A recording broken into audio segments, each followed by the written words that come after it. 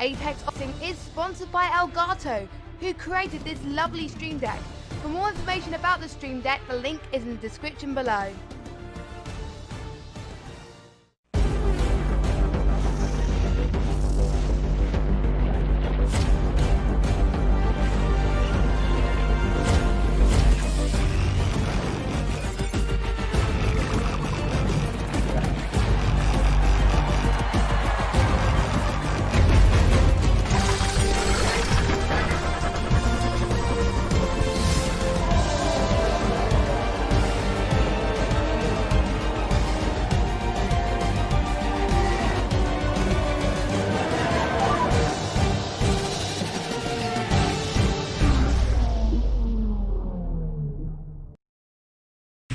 Good evening, everyone. It's that time of the week once again. We're back with Apex Online Racing Hype Energy F2 League, and this time we're in France for round number 5 after the restarted season. And I have a pleasure to be joined by a certain Aladar. Good evening. Good evening. Hello. Hi. How are you? Very glad to be. Yeah, pretty good actually. Feeling a little bit sleepy today for some reason, but hopefully this race will wake me right up. Although it is at Circuit Paul Ricard, so it might not do. But in general, this track tends to be better on the game than it does in real life, so that's something. Yeah, the dirtier doesn't seem to be that much of a concern here. Also think that you might be a little bit not awakened because the Turkish Grand Prix has been already 10 hours ago, which seems to be abnormal for this season. Remember, we're not racing in Far East Asia or in Americas, so that's probably the earliest race of the season, if you ask me. Bailey Thompson has already retired, which is weird. Wow, okay. That is... Is he in the wall there? Is he in the wall? Yeah. How on earth does he manage that? That's impressive, honestly, from the Renault driver. We were talking just before we went live, actually, about how it's almost impossible to hit a single wall around here, so we're hoping that even though we only have 11 drivers on the grid today, that we'd at least have 11 finishers, because no one would crash into any walls, and then Bailey Thompson goes and does that, so that's quite something from the British driver. Yeah, it seems like even here you can find a wall if you do well enough, and here he found it in that was turn 4, was it? Yeah, turn 4, so this chicane, quite quick, but also tightening. So if you go a little bit too fast, you can actually spin. But anyway, let's see who is on quick laps. We have Flash on, well, right now 1 minute 32.8, but he is improving into 32.3, but he still is in 5th. Well, that's 4.5 seconds behind Hittinen in 1st. Sorry for a little lag here. Anyway, Wesby now jumping into 5th. We only have, unfortunately, 11 drivers. And as you've said, it's Paul Ricard. But with one driver crashing in qualifying already, it might suggest that it's not going to be as easy race as we thought it was going to be. What do you think about it? Yeah, no, potentially. Obviously, Bailey definitely finding some difficulties around here. There's no way you do that on purpose, that's for sure. I think another thing this does mean as well is that given that there tends to be quite a lot of sort of improvement throughout any given qualifying session when the drivers get their eye in and so on, you'd expect Bailey Thompson's time to fall right down to the bottom of the order. So we might well see everyone else being able to start in the top 10 and sort of maybe people might be having to factor that in, maybe slightly more likely to run on medium tires in this qualifying than they would usually be, because of course the field spread going to be a lot less when you only have 11 drivers, and then especially when you can ensure that you will be in the top 10 of those drivers. But interestingly, speaking of field spread, the gaps between these guys in terms of their lap times thus far in qualifying, pretty major, which is surprising to say the least. It's tended to be pretty close throughout the majority of this season thus far, but Flash a long way away from the pace right now. The newcomer in his first AOR F2 race in this season, at least, and not really on the pace in the Ferrari at the moment. Yeah, that's a big concern for him, but it might have also been a banker lap, so-called. So we'll have to see if he improves. The other thing that seems to be interesting, it's that he's not only the one finding difficulties right now. We have Oxygen that is even further behind Flash. That's some 4 seconds of the Ferrari's pace, and we then have obviously some more gap between him and Hittinen and Bolgin and Killachu. It seems like Bailey has put in a decent lap before crashing out, which is something that might save him from starting in 11th. Although, I have a weird feeling that the guy starting in 11th place might be in a really good position, because you know that this track tends to eat the tires. We have a lot of long corners here. Also, I think the asphalt is quite abrasive here. I'm not sure how much, but also we have to remember that those blue stripes are even more abrasive, so every mistake can eat your tires up, although it might be not as realistic in the game, but still, going out of the track is not what you want to do. Yeah, for sure. And I have I have a bit of a theory here about Flash in the Ferrari, because he's just going around pounding around lap after lap after lap. So he's clearly put quite a bit of fuel in this car for the beginning of qualifying.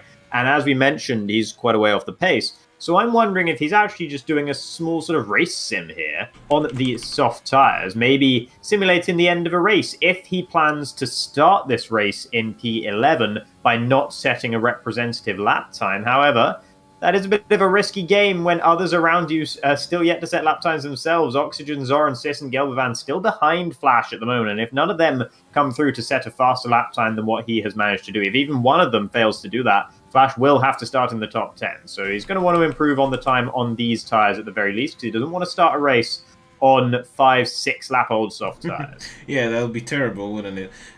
But yeah, also, I have a feeling that obviously those guys in the top 10 will have to start on those softs, because judging by how they're going, everyone is on those tires. So there is a potential that they'll have to even do a two-stopper race, although I'm not sure how it has changed since, I don't know, 2018, for example, where two-stoppers were way to go when you've started on those soft tires.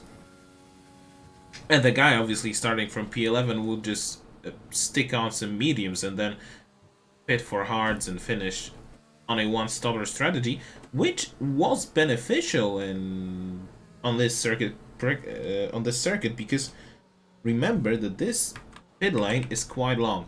Hittinen has improved into, well, first, but now he's down into 127.7. Also, Season now jumps into second, 127.9. We have Killachu on the out lap, but also we have, I think, Gelbevand, but he is on a slow lap, judging by his ERS output. But yeah, the tires will be interesting, the tire strategies.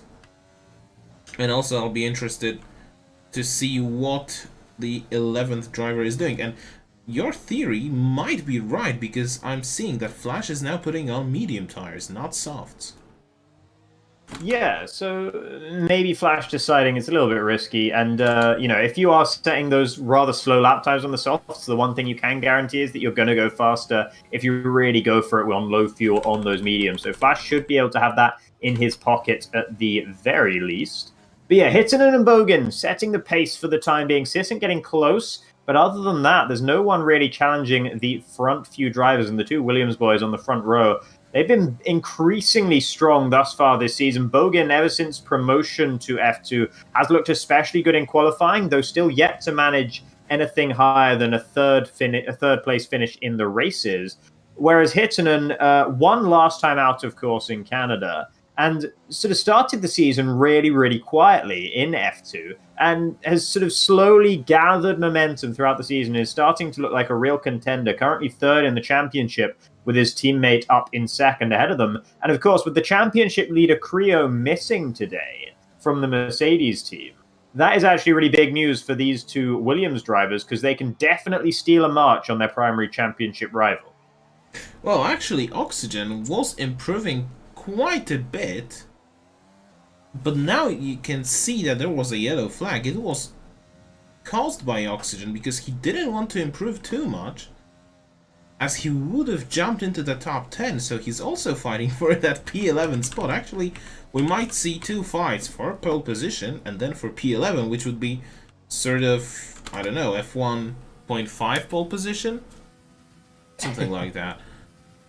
Yeah, Anyway. I guess so. Geldervan might just win that by refusing to set a lap, just obstinately sitting in the pits and waiting for everyone else to go out there, set their lap times, and Geldervan can just sort of pootle around or not even bother pootling around, just sit there and wait. So, that having not set a lap time actually kind of plays into his hands to an extent here, if the contra strategy is as powerful as we suspect that it might be. So Vesper and Flash both currently on outlaps on the medium tyres. So they are the big threats to whoever will be starting in P11, that they're not going to have it all their own way. And the entire top 10 won't necessarily be starting on those soft tyres. Well, there's only one spot outside of the top 10. I also remember those times that were around 2011, 2012 in F1, where the top 10 also used to start on those tires from qualifying, but the tires were taken from Q3. So I remember quite a few scenes where the drivers who had used one set more in the previous qualifying sessions just used to stay in the garage for the entire Q3 because they didn't have fresh tires for the race and wanted to have a good set.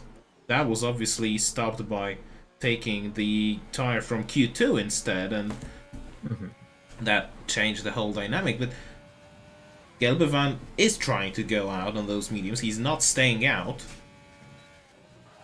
But we'll see how it goes. Flash has started his lap on mediums already. I can see that Hittinen is already on another outlap. Also, yeah, that's Geldervan on an outlap, and Westby is also trying to set a good lap time, but he's going through the medium section, and also Westby is trying to do the same as you've said, to start on the mediums. I wonder how it'll go, but we might even have 4 starters on the mediums. Why not? Yeah, it would definitely make it more interesting when it comes to the race as well, right? Because if it is that powerful, we at least want multiple people challenging on that strategy, right? If we decide that someone running the contra strategy is just going to win this race, then at least we want multiple people on that strategy. I don't know whether that's the case or not. I suspect it's probably not. But yeah, Vesper and Flash, interestingly, both actually had the same issue there. Going through turn 5, they both ran wide onto the exit curbing, and that cost them quite a bit of time towards the end of Sector 1. Flash now into the final sector of this lap, so why don't we ride on board with the Ferrari as he comes up towards the final corner to finally show us what he can do, at least a little bit here on this yellow-walled medium tyre. He's been holding the cars close to his chest thus far in this qualifying session up towards the line. And it's going to be a 1:29.4, so that's a reasonably competitive lap time, but it's still quite a long way away from the soft tyre runners at the very front. And Vesper actually goes a little bit faster by about 0.3 of a second just behind as well. So the Alfa Romeo pipping the Ferrari to P7, and Bailey Thompson's time in 6th place actually not looking so bad right now. Yeah, indeed, and well, again, they are starting on the mediums. So there is going to be a bit of a fight for that, even not P11, but maybe P7, P8. They will have used mediums, but with the mediums it's not going to be a big of a difference. Potato's already retiring, so maybe he's also hoping to be in that 11th spot on the grid. Hittinen now improving, he's not improving, and we have Oxygen behind him, but he was finishing his outlap. We can see what is Geldervan doing. He's still on a slow lap on those medium tires. I wonder if he's going to pit now, knowing that, well, that Potato has retired, so he is competing for his 11th spot. Bogin is letting people through. We have Zoran on an outlap as well. We have Flash, who seems to be on another lap. And we have Season in this, well, He should have been in a Haas, if I'm correct, but he's in a Mercedes. There was a mistake by the game, but again, I think that is not going to change too much, yeah. Yeah, Kilachu is the front runner of the guys on the soft tires at the moment on a flying lap. So if those going for pole, Kilachu is the one furthest along the road. So why don't we take a look at what the Frenchman in the Racing Point can do as we head towards the very fast turns 8 and 9 chicane, running wide on the exit of turn 9. That would have limited the time or how early Kilachu could get on the throttle on the exit. And there's a big run up to turn 10 here. Turn 10 is flat as well. So that will be hurting Kilachu throughout, though Kilachu's still actually on a pretty fast lap right now. I think I saw about half a second improvement relative to his previous fastest lap time, which is on track to move him ahead of Bogan and up into P2. If he can continue that sort of form through the final sector of the lap, Vesper and Oxygen will not be starting any higher than 7th and 9th respectively, as they have found the checkered flag. Now, Kilachu into the final corner, swings it back to the right, running very wide on the exit. That's going to absolutely compromise the lap up towards the line. He might not even improve up towards he goes. And he does improve, but he doesn't improve in terms of position, and that's what really matters. Sissant's going slowly out there. Zoran has invalidated his lap, and Bogan the same. So I think that's going to be about it for qualifying here. Only Flash and Sissant still on laps. Flash has also invalidated, so it's going to be Sissant up towards the line. Standing in the Mercedes team today. Should be in the Haas, but who cares? And up towards the line is not going to be able to improve, not even close to it. So pretty much everyone faltering at the final hurdle there. Even Hittinen didn't improve on his best lap time, but nevertheless, the Finnish driver in the Williams does retain pole position. Yeah, and I was looking at Gelbevand as well, because he was on a very quick lap. But again, he just stood on his brakes, he just slammed on them, and decided that he's not going to take a quicker lap time. He just decided to stay in 11th and have potentially very fresh medium tires, maybe even hards, to try an even more different and more, maybe weird, but maybe even more powerful strategy as well. So that means Potato starts in P10, and he will have to use soft tires, which is going to be funny for him and probably strategy destroying as well, unless he pulls something magical out tonight. I think he's actually going to start on the medium tires. Oh, he set yeah, his fastest lap on the medium tires, and then he was waiting in the pits on a set of softs, but then just retired rather than going out of the pits. So he will at least have the saving grace of being on those medium tires, but Potato hasn't exactly looked like a front runner thus far in the AOR F2 season. So if we look at the front row, then it's going to be the two Williams boys. That's Hittinen in P1 and Bogan alongside. Then Zoran with a uncharacteristically good qualifying, tends to be better in the races than in qualifying, but Zoran managing P3 with Sissant P4, and then Kilachu P5 with Bailey Thompson, who DNF'd very early in the session, still managing to hold on to P6 despite that fact, thanks to everyone behind him opting to set their fastest lap time on the medium tires or just trying not to set any proper lap times at all. And to be honest, I don't think I've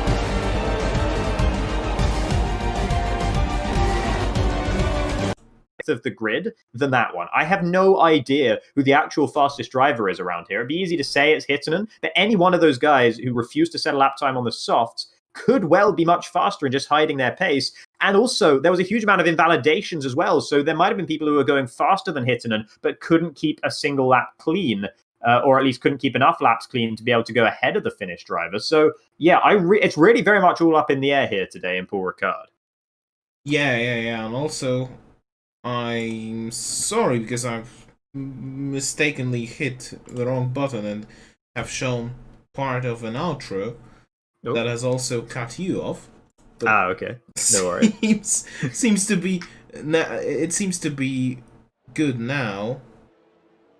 I have found some good advice in terms of short keys. So, look at that. This is actually, I mean, I'm discovering the game sometimes even more than I used to, but it is what I found, and I'm not showing now though those weird stats. But anyway, we can see that we have 10 drivers, obviously. I'm sorry for showing this kind of menu, but anyway, we have 11 drivers, 6 of them on softs, 4 of them on mediums, and actually Gelbevan has done what I thought he was going to do. So he decided to stick on a hard tire. He's going to go long on this turn, isn't he?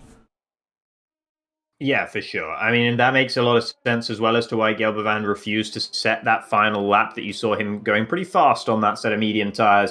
Could have just opted to start in the top 10 on those mediums, but made the decision instead that he would rather go for the hards. And that makes sense as to why he didn't want to improve, even though he was on that medium tire, if he always had the hard tire in mind for his strategy around here. So Gelbevan definitely going to be one to watch in this race. We'll have to keep an eye on the Racing Point driver. He's already won 1 race thus far this season. That was in Baku.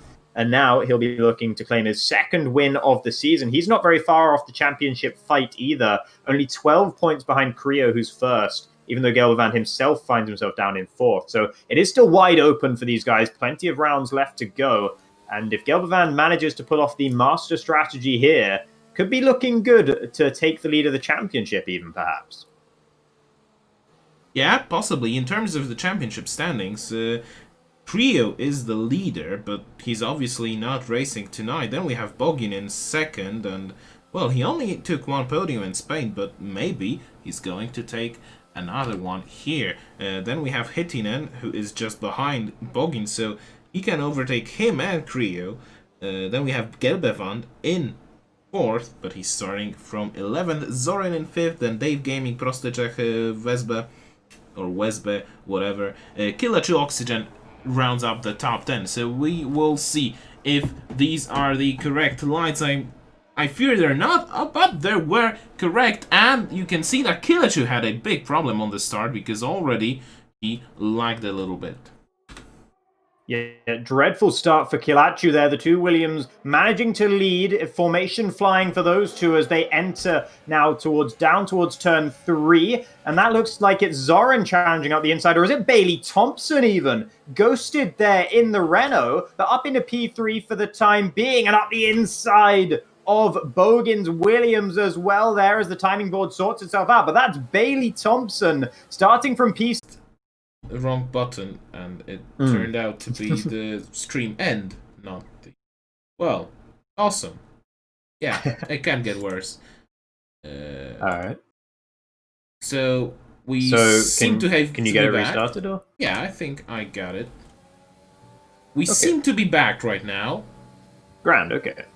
So, excuse me for those mistakes. I probably have switched the stream off around lap number 1, so we'll just do a quick rundown. Zoran has been making progress. He was fighting even with Bogin and Thompson and also Season, but then crashed into Bogin after making him a mistake, and he spun out. He's now down in 11th after switching onto medium tires. Seasent also made a big mistake and hit, I think it was also a hit, he hit Bogin, I think something like that.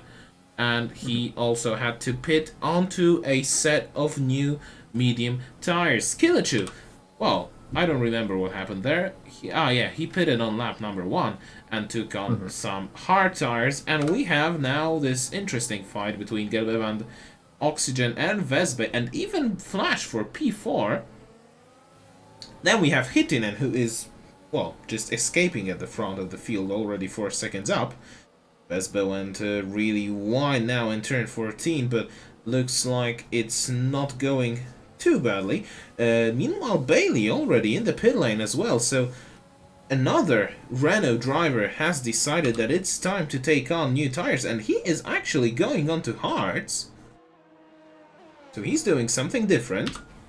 I'm sure he's going to try and take those tires to the end of this race. Bailey Thompson was running up in P2 after a really excellent first lap, and he'd been able to hold Bogan just about at arm's length. The Polish driver looked frustrated, stuck behind the British driver in the Renault. Now gets some clean air, but with 6-lap-old soft tyres, the air's not going to feel quite as clean as it would have done a few laps ago, that's for sure. And I think we're still going to see the likes of Flash, Vespa, and I speak of those two just as Vespa makes a move down the main straight, the Mistral straight, on Flash, and getting the move done before even the braking zone of turn 9 there. So that's a nice move by Vespa, and Flash falling back behind the Alfa Romeo driver now. So Vespa looking to lead the way for those on the Contra strategy. Geldervand actually critically on those hard tires has managed to keep in play with these medium tire runners, staying within DRS range of them as Flash runs wide through turn 12. Going to be side by side with Oxygen now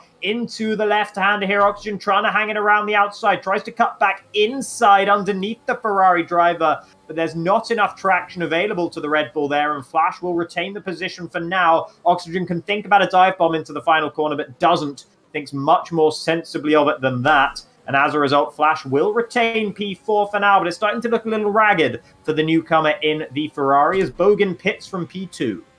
Yes, indeed, and we'll see what tires is he going to take on. Are those hards? It seems like they are, because I see a big white stripe on them, and yes, it was a set of hard tires. What happened to Kilichu, I don't know, but he spun again.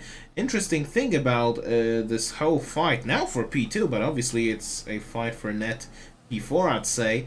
Well, Vespa has now quite a bit of breathing space. Obviously, he's out of the DRS zone, out of the DRS range for Flash, which actually also opens up some more possibilities in the fight between Flash and Oxygen, and that also may even be better for Vespa.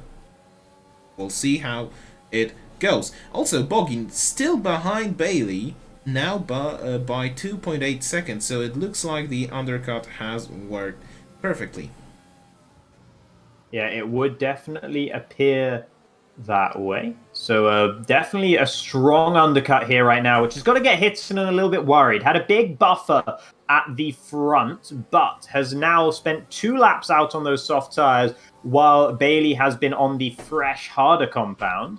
And as a result, Bailey will have eaten into that gap that was between himself and Hittinen before Hittinen and before he came into the pits, I should say. Hittinen now into the pits from the race lead. So we'll keep an eye on the Williams driver and see where he's going to come out relative to Bailey Thompson. He should still be ahead of the Renault driver, but the gap might well have come down a little bit. And actually, it's a set of medium tires for Hitson, and this might explain why he was extending that soft stint, that extra couple of laps. Can he take these mediums to the end from here, as he still exits the pits comfortably ahead of Bailey Thompson with 3.2 seconds to spare? Yeah, Hittinen has done, what, 8 laps on those soft tires, plus obviously at least 3 laps in qualifying. Meanwhile, Geldervan and Oxygen are fighting for P3, with Geldervan being even quicker on the straight. So he's now up into 3rd, and he still is going to go quite long into this race, because remember, he is on hard tires, not on mediums, he's on hards. And he started on them. But going back to Hittinen, now he will obviously have way more pace than Boggin and Bailey. He'll try to make, or to create and build a big gap over those two, and then probably he will pit again, take on another set of softs, and just bang in a few qualifying laps just to... Oh, that is wide from Flash right now, but again... Yeah, Geldervan forcing Flash into the wrong parts of the circuit here. Out of the final corner we come now. And Geldervan opening the DRS. Oxygen has the box seats for this one and might look to get involved with Flash himself as the Ferrari is slow down the straight. Not close enough, though, for the Red Bull driver. But Geldervan does manage to make the move up into P2 now for the Racing Point, and only 1.4 seconds behind Vespa in the race lead, and on hard tires that are definitely quicker than the mediums of the same age at this stage of the race. So Geldervan really looking very good at the moment, and the decision to abort that final flying lap in qualifying and to start in P11 definitely paying dividends right now, at least for the German. Obviously, the hard tires don't have the top speed, top pace, but again, they are all about endurance, and it seems like Gelbevand is now going to just start and then stretch his legs, because now he can get even more pace than those guys that have started on mediums. Again, they're all the same age, around 9 laps, maybe 10, but Gelbevand is so much quicker now, and it's just a question of time if Gelbevand just hunts down Vespa in the lead and he takes that lead. Also, the question is, how long will those guys who have started on mediums stay out on those? Because again, that will show us what Hittinen can do about it. Can he take on those mediums for 19 laps? Yes, 19. Or will he have to stop again? This is going to be really interesting from the strategic side. Yeah, I can only assume that Hittinen is trying to go to the end of this race, in which case the medium runners will probably extend for a fair few more laps yet, as they will try and get onto the soft tyres for their final stint. Hittinen just spent a whole lap pent up behind Potato in the Alfa Romeo, who also starts on those medium tyres but has fallen well off the back of the rest of the front runners. Hittinen, though, having to spend a lap running at Potato's pace was not exactly what he needed when his medium tyres are freshest. And when he wants to be making hay as the sun is shining, there was a bit of a rainstorm there in the form of the Scotsman in the Alpha. And as soon as Hittinen gets past, he sets a purple sector 1. So the Finn can fly out here, but was temporarily having his wings clipped. In terms of the fastest lap, it seems like Zoran is now holding it, 132.2. In terms of Hittinen, it's 132.5, but we can be assured that he is going to find some more pace. Now Oxygen tried to overtake Flash through turn 11, but it couldn't have gone even worse. Now through turn 12, this is a very tough corner into the left, but again, no chance for him to find Flash. Let's see. Vespa now is pitting, same as Flash. So that is 11 laps on medium tires. I was completely wrong about those guys then, because I said they were going to go onto the soft tires and extend the stint. They're doing not that at all. They're going to be onto the hard tires for the remainder of this race, no doubt about it. As Vespa comes in, straps on those hard tires and leaves the pits. Flash doing the exact same. Potato will do similar behind them as well. And that allows Hittinen to get by those guys without having to pass them on tracks. That's exactly what he needed, as he is currently in a race with Gelbevand. You feel that it's between Gelbevand and Hittinen to win this race at the moment, unless things go drastically different from here on out. Bogan has finally managed to clear Bailey Thompson about half a lap ago, from pretty much the whole race stuck behind the Renault driver, and was probably getting more and more frustrated there, but finally getting past means that Bogan can look to try and show his pace relative to Hittinen, but it does seem like Hittinen is the faster of the two Williams even now. It also seems like Bailey will try to take revenge on Boggin, but not here, not in this first part of the long Mistral Straight, heading into that weird chicane. I have to say it's weird, but again, it's not. It is what it is. We could have also raced on this long straight. I think it's 1.8 kilometer long. But again, we at least got a chicane, so maybe it's not that bad, because you still can try to overtake there. Anyway, Oxygen is pitting, so he is the last one from those original medium runners to pit.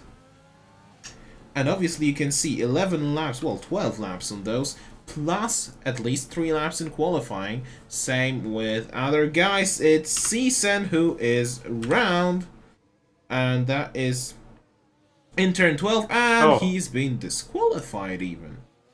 Wow. He was just trying to turn the car around without hitting the wall and without lighting up the rear tires. Because usually, of course, the way to turn these cars is to spin turn them. But then you take a lot of life out of the rear tires and you put a lot of temperature into them as well. And Csen was trying to avoid that by slowly sort of turning the car around the way you would in a normal situation driving a normal car.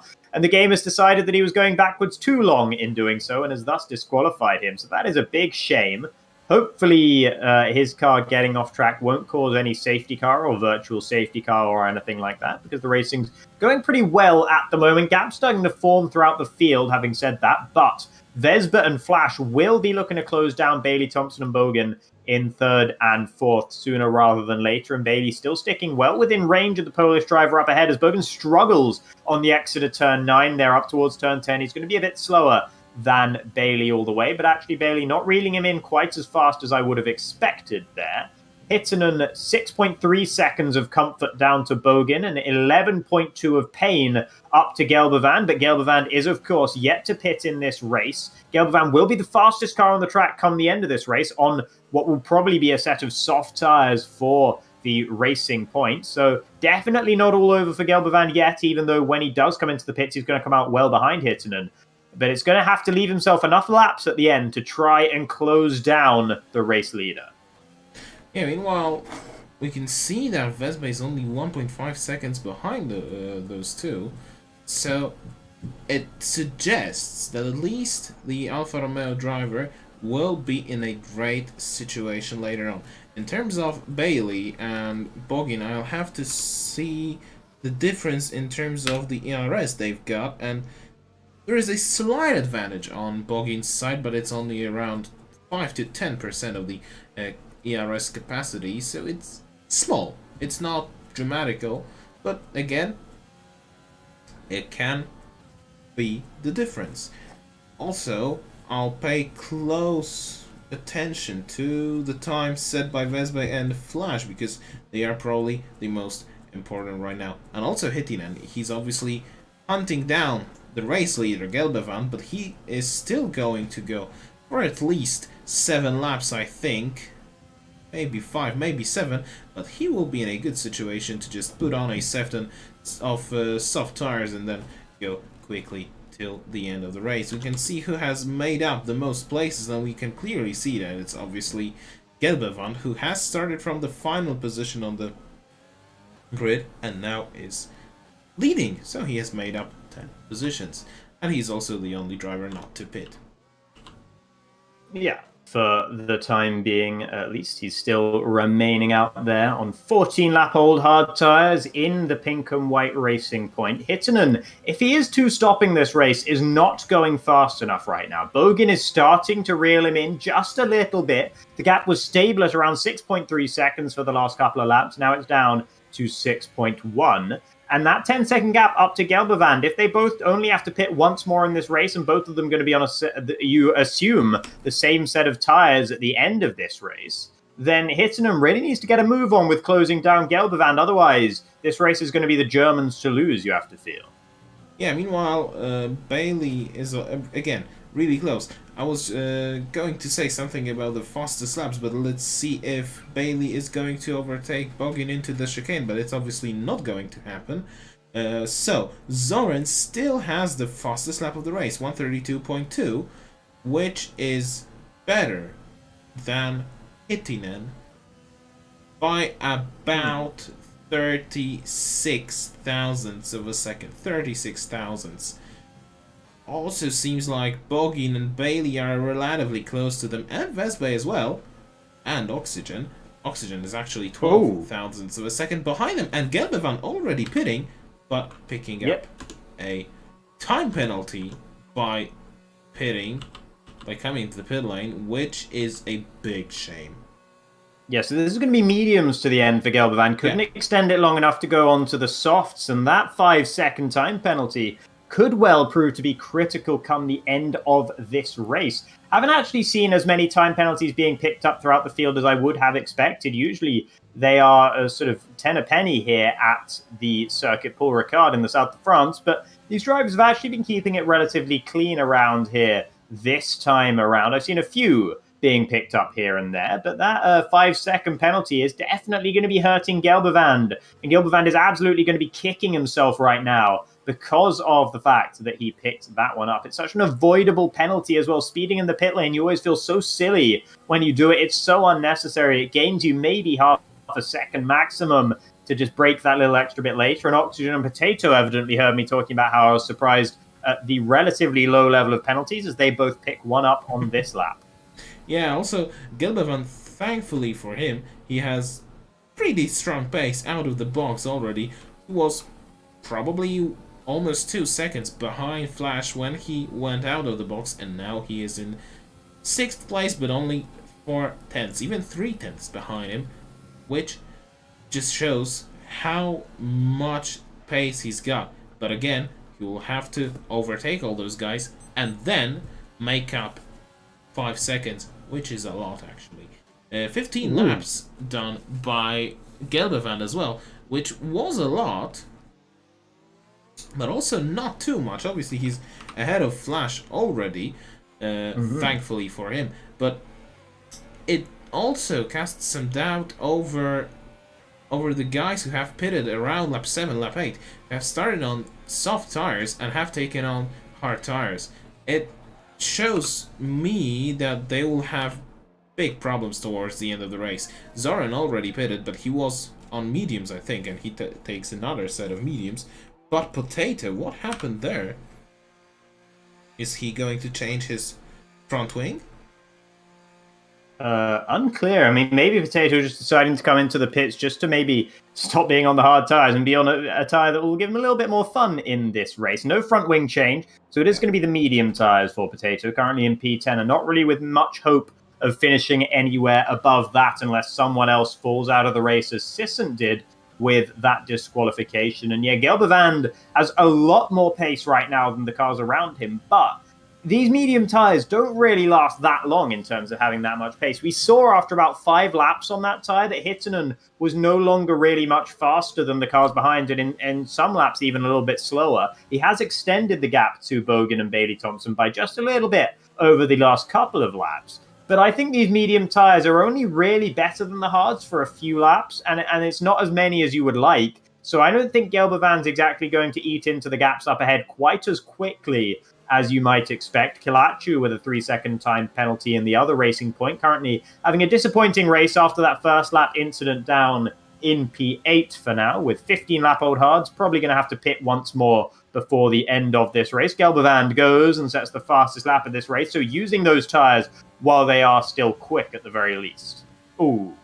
And then a immediately penalty. gets a penalty, which is adding salt to a wound that was created by this speeding in the pit lane incident. But who cares? Now he just has to find another 3 seconds after he overtakes Vespa, and I think it's going to happen. But again, are his medium tires going to survive that long stint? Zoran gets a 3-second time penalty, unfortunately, so his race is going from bad to worse, but he's still in 9th, he's still in the race, he will still pick up some points unless he crashes.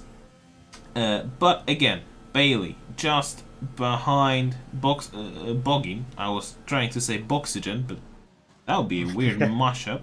But anyway, he's just behind Boggin, and he's trying to overtake the Williams driver, but he just can't do it. And now he seems to have some advantage in terms of battery usage, because he's on 35% and Boggin is on 26%, but it's still small. It's still not the difference Bailey would like to have. He would like to have maybe 20% of an advantage, maybe even 30%, and the most desirable situation for him would be when or if Boggin had close to 0 ERS, and if Bailey had almost 50 or 60%. Gelbevan was going really quickly through the first chicane, but he just almost lost the car. He also saved it. That's why my voice sort of cracked in the middle of a sentence, because I was going with him. But again, he is now less than a second behind Vesberg, so it sounds and it seems to be working for him. But we remind you, the penalty here is big, because he has 8 seconds of time penalties. Also, Zoran has caused a yellow flag somewhere, but it's already green. Yeah, Zoran's race hasn't really gone the way he planned it, and I said he was uncharacteristically fast in qualifying. Well, in this race, he's been uncharacteristically not consistent, shall we say. He's not exactly lacked pace, as he had the fastest lap of the race for a fair while, but his consistency has been lacking, which is basically the opposite of what we've been seeing from him thus far this season. Hittinen now up to 7 seconds ahead of Bogan, so still managing to actually extend that gap now on those medium tyres, even though it looked for a while as though Bogan was going to start closing it down. So good stuff from the Finnish driver right now, who is getting sort of one hand on the top step of the podium for now, but he is going to have to come into the pits again almost certainly before the end of this race. I doubt he can manage those mediums to the very end, as Gelbevand makes his way past Vesper as well. That's important. The German needed to get past his compatriot. Moving up into P4, he needs to start closing down Bailey Thompson and Bogan, because that might well be for the race lead, depending on when Hittinen can come into the pits. That was important and easy from Gelbevand, but again, quite tough, because again, I mean, not tough, I'm sorry, I'm just saying some weird words, but anyway, he's 2 seconds behind Bailey, so he will try to catch the guys in front. Vespa is doing okay in this 5th place. The question is, how long can he stay behind Gelbevand and potentially save his 4th place? Because remember, Gelbevand is on 8 seconds of penalties, and I think Vespa is on way less. But also, if he can stay behind Gelbevand, he will use him as some sort of a tow, and maybe he will catch the guys in front. The guys Bailey and Bogan, because Hittinen obviously is way too far in front, although it seems like he is trying to make the mediums work for the whole race distance. We have started lap number 21, so we are still, I think, yeah, we're still 7 laps from the finish line, but it looks okay for the Finnish driver. Yeah, it's definitely looking surprisingly good. We've seen a lot of drivers with a lot of different ideas about what these tyres can and can't do throughout this race. It's left me guessing more often than not. I was expecting a lot of drivers to try and extend their stints rather more and try and go onto the soft tyres for the end of this race. And none of them sort of did so. And I thought Hittinen maybe was going to be the one, but maybe he's not even going to pit at all. And he's just going to go on these mediums to the very end, which no one else... there was a time when people were on those medium tyres for about 12, 13 laps, and then they all unanimously decided, now is the time. Now we come in for those hard tyres, as Bailey Thompson picks up a 3-second time penalty. That's going to lose him out if he gets ahead of Bogan. But he doesn't look like doing so for the time being. The Polish driver holding him off for now. Gelbevand in close attendance as well. But given that it's a bit of a DRS train forming behind Bogan, this might well mean that Gelbevand's progress through the field is going to be allayed a little bit here. It's much harder to pass Bailey Thompson when Bailey himself has DRS on the car ahead. Yeah, but again, Gelbevand has a grip advantage, and quite a lot of this grip advantage. So we'll have to wait and see what the Racing Point driver can do. We will have to wait and see. But also, that brought Vespa into play. So he might fancy a podium as well. Quite an, well, unpredictable podium. But again, he can do it. But he has to stay there. Killachu, what happened there? I think there was a spin because he's just coming to the pit lane.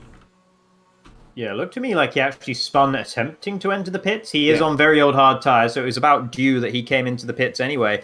I think maybe he got the line a little bit wrong on his way in. Bailey Thompson actually looking much closer to Bogan now than he has done for a few laps. Bogan seeming to stretch his legs on the exit of turn 7, but being reeled straight back in by Bailey Thompson. Up the inside he goes, and it's not even a contest in the braking zone as the Renault makes the move up into P2. And now this is when that 3-second time penalty is going to start to hurt him, because he will now wish that he could build 3 seconds up to Bogan. Gelbevand also trying to follow suit as he makes his way up the inside into Senior on the Polish driver, and Bogan falling down into P4, losing 2 positions in as many corners. Gelbevand now, Bailey Thompson surely going to be a sitting duck for him, as Bailey will not have DRS and the Racing Point behind will, and you can see how much more grip that Gelbevand has right now relative to Bailey Thompson. However, Hittinen at the very front, he's not really losing very much time at all right now. He's just sort of keeping going on those medium tires, and I'm sort of expecting them to hit the cliff at some point, but they just keep going.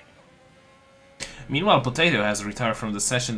That's why we see yellow flags on the start-finish trade, because there is this, well, Stricken or AI car just going slowly on the outside line, but that is obviously causing some problems. Again, Gelbevand is now pushing. He's now trying to overtake Bailey Thompson. Also, Vespa will try to overtake Bogin. Will they both succeed? I don't think so. I think that Gelbevand, yes, he might succeed, but not Vespa. Also, Gelbevand went wide in turn number... that was turn number 6, obviously, and now you can see that Bogin has the DRS. He is just pulling away from Vespa, but Gelbevand, crucially, is still behind Bailey. And remember, he needs to make his way through quickly, because again, he has quite a lot of time penalties. Bailey's battery is getting very depleted as Gelbevand extends on the way into a flat-out corner. There's no need to do that. That's just a small error from Gelbevand that hardly even gets him anything. Now trying to stick his nose up the inside of Bailey into the ever-tightening turn 11. That was only ever going to go one way unless Gelbevand backed out, and thankfully he did before Bailey got sent spinning round. Now through turns 12, 13, 14, Bailey still ahead of Gelbevand, but Gelbevand is absolutely all over his case right now. No yellow flags on the start-finish straight this time around. Can Gelbevand get the move done here? I'd be very surprised if he can't, as he's already pulling alongside and ahead of the Renault driver, who simply cannot fight back. Only 10% remaining of his battery charge, and nothing he can do to stop Gelbevand getting past, but Gelbevand has 5 extra seconds of penalties relative to Bailey. So Gelbevand needs to still get a move on with building this gap, and you know how I said Hittinen wasn't hitting a cliff? It's been about 2 seconds that he's lost on the last lap, so I think he's finally found that cliff, and Gelbevand is going to come hunting. So who can win this race? It looks like it's actually Vespa to me who is in the best situation. Vespa and Bailey, not hitting him, because he has hit the cliff, and Gelbevand has a lot of time penalties. Also, Bogin seems to be struggling right now. But also remember, Bailey and Bogin are on quite old hard tires, so maybe they'll also hit a cliff. Killachu takes the fastest lap of the race, so we can quickly see how quick was that, because, well, Vespa is now going to make a move on Bogin through Scene, through turn number 10. There is still Bogin on the outside, but into turn 11 he will just be way behind Vespa. Meanwhile, the fastest lap obviously set by Killachu, 1 minute 30.5. Also, Zauren and Gelbevand have managed to go below 1 minute 32. They're both on 131s, and then all of the other drivers have set times at a pace of around 1 minute 32. Can Vespa now try to overtake Bailey? Not in the first straight, not on the start-finish straight, but maybe later on, who knows. Right now, Gelbevand just 4 seconds behind Hittinen with 3 laps to go. He has made up, I think, 1.5 seconds on the last lap. Yeah, I'm not sure he has enough time, though. The tyres are going to get worse and worse for Hittinen, there's no doubt about that. But Gelbevand, of course, needs 8 seconds worth of time past Hittinen as well. So it's going to have to be a puncture, or he's going to have to punt him off the road, and I don't think Gelbevand's the kind of guy to do that. Or at least I hope he's not. So I think Hittinen should still be on track for a win in this race, as Bailey Thompson and Vespa both have 3-second time penalties of their own. Bogin, I believe, penaltyless, but losing pace a lot now in P5 as he's struggling to hang with Vespa and Bailey Thompson, who almost went side by side through turns 8 and 9, the chicane at the end of the first part of the Mistral straight, now onto the second part before Senior turn 10. And Bailey being reeled in by Vespa, but not enough quite yet. More overtake on the exit of turn 10 into turn 11. We go side by side. Vespa took it on the inside of Bogin here a lap ago, and now he takes it on the inside of Bailey as well. Vespa up into P3, and he has a chance of holding on to that if Bogin continues to fall away, as he and Bailey Thompson each have a 3-second time penalty. And now remember, Gelbevand has a lot of time penalties. That'll be around 11 seconds of them. Obviously, a lot of the drivers have got some time penalties because it's unavoidable on this circuit. But Vespa, he is also He is also flying right now, 132s on the final, on the last lap. 2 laps to go. Gelbevan has taken another 2 seconds from Hittinen, so it seems like the Finnish driver will lose this race. But the question is, he will lose this race on the track, but will he be able to stay in front thanks to penalties? I think he will. He'll definitely stay ahead of Gelbevand, who actually has far more penalties than I actually realized. I thought he was on 8 seconds of penalties. It's actually 14 for the racing points. So Gelbevand not in a good position right now, may even lose out to the likes of Flash further down, depending on Flash's penalty situation. I'm not sure exactly what that is right now. But yeah, I don't really see anyone who can challenge Hittinen as long as he doesn't fall off the road or get a puncture. I don't think Vespa and Bailey Thompson have enough pace over him right now, and they each have a 3-second time penalty anyway, so they need to pass him and build up 3 seconds on what is basically only 1 lap remaining of this race. So this is absolutely Hittinen's race to lose. It's in his hands. He needs to let Gelbevan pass, but I don't know if he knows or not whether the German behind has any penalties. In actual fact, the German has plenty of penalties, so Hittinen can pretty much just step aside, avoid any sort of fight, avoid any risk, and let Gelbevan through, but I doubt he's going to do that. Well, indeed, so here we go, on to the final lap. 2 DRS zones ahead of us. Looks like we'll have a fight, at least on the track, between Gelbevan and Hittinen. Well, it will not be a fight, it will be a formality judging by the pace set by Gelbevan, who's making up huge amounts of time through the corners. Is he going to make a move through turn 5? Not this time. Remember, the DRS detection point is out of turn 6. It's behind, it's here, actually, going into turn 7. So Gelbevan has the DRS. Hittinen lets him through. It is that easy of a move. Remember, there is also Vespa just behind them, but he, as you've said, he has 1 3-second time penalty. Zoran picks up another one. Meanwhile, Bogin is fighting with Bailey. There is a bit of contact between them, but Bailey he had a moment coming out of that chicane and loses the fight to Bogin. Again, let's go back to Gelbevan because he will have, well, around a second of an advantage on the finish line. Also, remember that Vespa is trying to close Hittinen down. He's trying to hunt him down, but with only 3 corners to go, I think Hittinen is safe in that second place, out on track. But he will be the winner after the penalties are applied. Yeah, no doubt about that for the Finnish driver. Gelbevand will be the one to take the checkered flag. Ought to be claiming his 2nd win this season, but far too many penalties for that as he comes across the line. It's Hittinen who's going to claim his 2nd win of the season instead. The first driver in the new AOR F2 season to take 2 wins, and it's Bogin who will join him on the top 2 steps of the podium, just like in qualifying. It's the same result for the top 2 in the race, although that does not tell you an accurate story of exactly how this race went. It was a stellar effort from Gelbevand, who opted to start from P11. If he'd just been able to keep it cleaner and avoid those penalties, particularly that pit lane speed limit penalty, then Gelbevand could have been in a much better spot. Flash actually almost managed to claim the position away from Bailey Thompson due to keeping it clean, but the Ferrari driver will have to make do with P5 on his debut in this season of AOR F2, but a good drive nevertheless from the German with the Sebastian Vettel-inspired helmet. But it is going to be Hittinen who wins. Driver of the day given to Gelbevand. I'm not sure about that one. I think he got too many penalties for that in the end. I think I'm going to have to give my driver of the day at least to Hittinen here, because to keep those tyres in for as long as he did was a big feat from the Williams driver. Softs to mediums at Paul Ricard. Not an easy thing to do. He was the only one brave enough to try it, and in the end it paid off. Yes, indeed, but I'll also say Vespa made quite a big job because he only had 1 penalty, and also he made the counter strategy work. So we have possibly 2 driver of the days. Yes, Gelbevand made a great job, but those penalties have cost him way too much. Hittinen wins. Bogin is in 2nd again. No penalties from Bogin. Vespa in 3rd, but he had 1 time penalty. He was actually 1.2 seconds behind Hittinen on the finish line. Had this race had 1 more lap, I think he would have won that. At least out on track, obviously.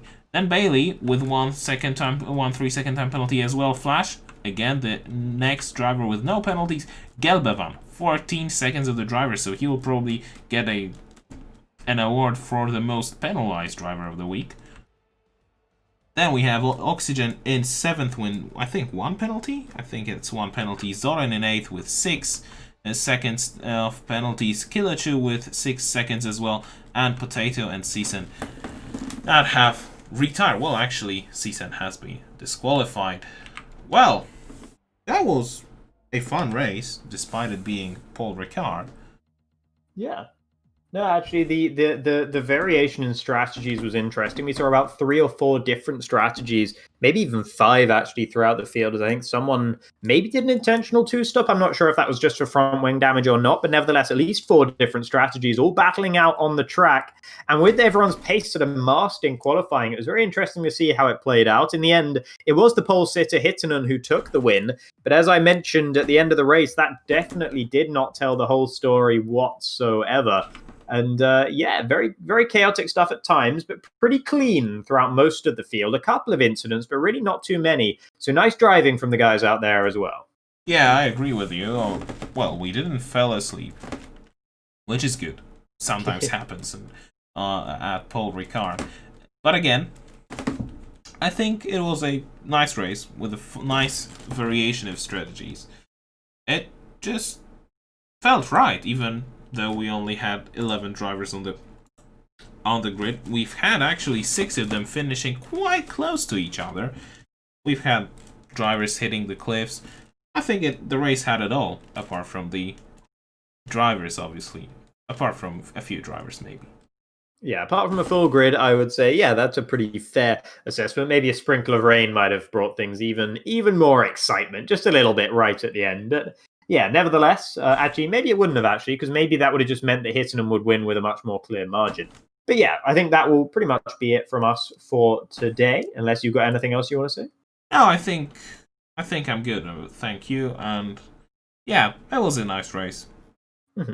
Yeah, that's just that. Okay, that will be all from us. Next week we are obviously in Austria. I think we're next week. Yes, we're next week. We're racing next week. It will be the halfway point of the season, almost, after the race. Because it will be round number 11, technically. Obviously, it will be round number 6 after the revamped season, but it will be the 11th circuit that has been in the calendar. But, well, probably you'll see, or you'll hear Aladar and Fiziman, whatever is his name, because I don't know his real name. But yeah, anyway, it was a pleasure for me to join you, and hopefully next time we'll have an even better race than tonight. So thank you, Aladar. Thank you. That was also me, Julio Massa, and that was the Apex Online Racing Hyper Energy F2 League round number 5 French Grand Prix is done. On to round number 6, the Austrian Grand Prix, in the next week. Until then, have a nice week. Thank you and good night.